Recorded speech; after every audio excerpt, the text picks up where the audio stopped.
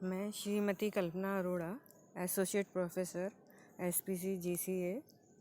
आज हम BSc part second के सेकंड पेपर में आईआर के अंतर्गत हमने स्पेक्ट्रोस्कोपी के अंतर्गत देखा था कि कोई भी मॉलिक्यूल जब आईआर रेडिएशंस का एब्जॉर्प्शन करता है तो उसमें विभिन्न प्रकार के कंपन जो है वह पाए जाते हैं, जिसके अंतर्गत स्टिचिंग और बेंडिंग वाइब्रेशंस होती हैं। तो हम जानते हैं, जिसमें हम सिंपल एग्जाम्पल लेते हैं पॉलीएटॉमिक मॉलिक्यूल के अंतर्गत देखते हैं। पॉली एटॉमिक मॉलिक्यूल में विभिन्न प्रकार के कंपन जो है वह हो सकते हैं और अणु कुल मिलाकर 3 प्रकार की गतियाँ कर सकता है, तीनों डायरेक्शंस में, एक्स, वाई और जेड, तीनों डायरेक्शन में उसमें मूवमेंट हो सकते हैं, जो क्रमशः ट्रांसलेशन मोशन, रोटेशनल मोशन और वाइब्रेशनल मोशन कहलाते हैं।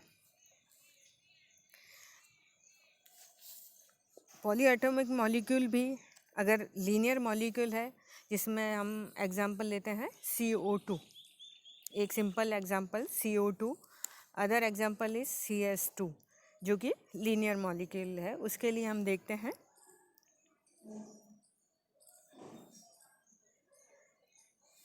लीनियर मॉलिक्यूल के लिए 3 ट्रांसलेशन डिग्री ऑफ फ्रीडम होगी।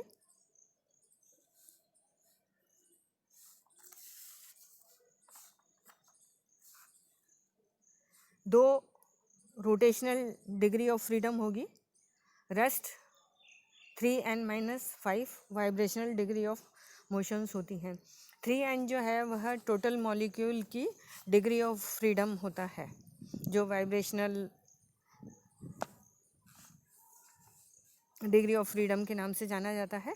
तो लीनियर मॉलिक्यूल के लिए 3 translation, 2 rotational, rest means 3n-5 जो होगी वह वाइब्रेशनल डिग्री ऑफ फ्रीडम का मान होगा। इसकी कैलकुलेशन हम देख सकते हैं। 3n-5 फॉर लीनियर मॉलिक्यूल होता है, तो 3n जो है वह 3 एटम है इसमें, तो 3 × 3 - 5 = 4। इसका मतलब CO2 में कुल मिलाकर 4 वाइब्रेशनल डिग्री ऑफ फ्रीडम होंगी। उसमें से 2 स्टिचिंग वाइब्रेशंस होंगी और 2 बेंडिंग वाइब्रेशंस होती हैं। इसी प्रकार से नॉन लीनियर मॉलिक्यूल के अंतर्गत अगर हम देखते हैं, example CH4, H2O etcetera, ammonia वगैरह एग्जाम्पल है। इसमें हम मीथेन का एक एग्जाम्पल लेते हैं, जिसके लिए 3 ट्रांसलेशन डिग्री ऑफ फ्रीडम होगी, तीनों डायरेक्शन में वो गति कर सकता है। इसी प्रकार से 3 रोटेशनल डिग्री ऑफ फ्रीडम, तीनों डायरेक्शन में वो रोटेट कर सकता है।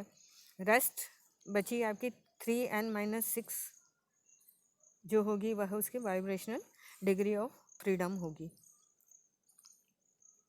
इसमें से n-1 जो होती है वो स्टिचिंग वाइब्रेशंस होती हैं और 2n-5 जो होती है बेंडिंग वाइब्रेशंस होती हैं।